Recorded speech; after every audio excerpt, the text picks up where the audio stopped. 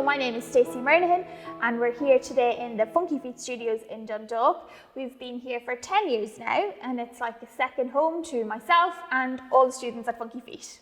I got involved in the performing arts from a very young age when I was 3.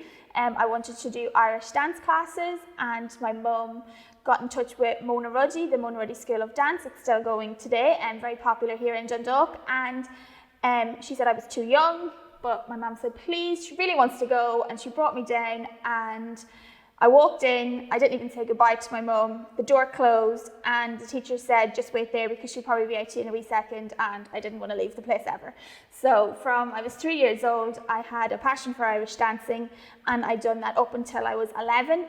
And unfortunately, when I was 11, I had to stop due to an injury. I cried for days. I did not want to stop. And after that, a couple of months later, Rosemary Winkler started Youth Groove. And I knew Rosemary from the Musical Society. I had done 1 or 2 Musical Society pantos when I was younger and got involved with Rosemary there. And it wasn't long doing Youth Groove at Rosemary when I realised that I loved teaching and kind of pushed myself and asked Rosemary for opportunities as to where I could help out with the younger ones. And then from there I started teaching the younger ones and growing my experience that way. While I was looking for colleges online, I came across an advertisement that said, would you like to perform in the West End? And obviously me looking at that question, the answer was a big fat yes. And what I had to do was I had to get a group of 10 people together and we had to send over an audition. And then I knew of a few other people who I had known over the years who had a passion for dance, and we came together and I choreographed a piece and we sent it over and we were accepted. We'd done some fundraising to make that possible for us all, and while we were fundraising, dancing in shopping centres or doing different things, people would often come up to me and ask, where is this dance group? Can my child start? What days are the rehearsals, etc. And that was where Funky Feet was born. I went on and I completed an honours degree in dance in the University of Ulster. And after that, I went over to America for 3 months and done some training over there. And shortly after that, when I came home, the lady who was in charge of this building at that time, she owned the building, she was looking to make it into a dance studio and approached me and asked, what would I need? Can you help me design it? What exactly is required? And would we be interested in becoming tenants here? And that was exactly what we were looking for. It was exactly what we needed. And it was from then that Funky Feet kind of moved from being a once a week type of a thing to a 4 or 5, depending if there's a competition or not, sometimes 7-day-a-week type of a thing, because we had the facility to do it then. So this year, obviously with COVID, it has been a big struggle for myself and for all of our pupils at Funky Feet.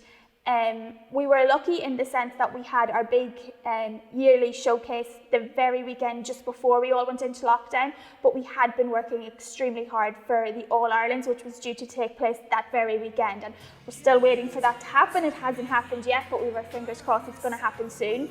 And since March, we have been totally pretty much shut down the whole way right through until the summer. In the summer, we did manage to do a summer camp, not here. We had to use a different centre at the time, but we were able to do the summer camp and it was all very safe and worked out really positive for everyone.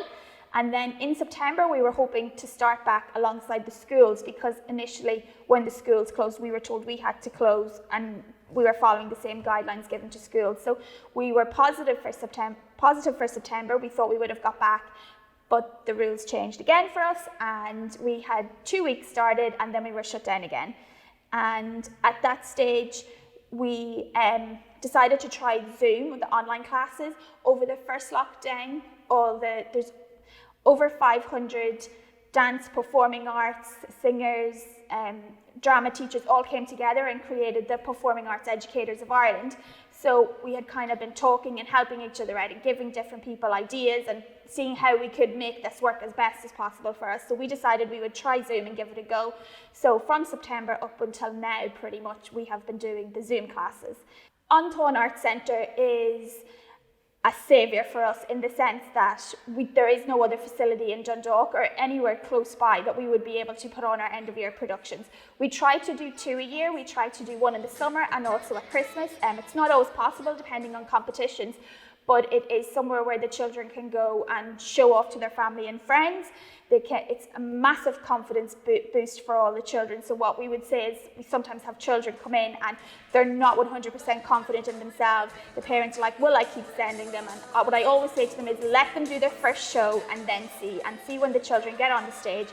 It's a game changer for them, and that's what the An Táin Arts Centre is for us. It gives us exactly what we need, and it's perfect in that sense.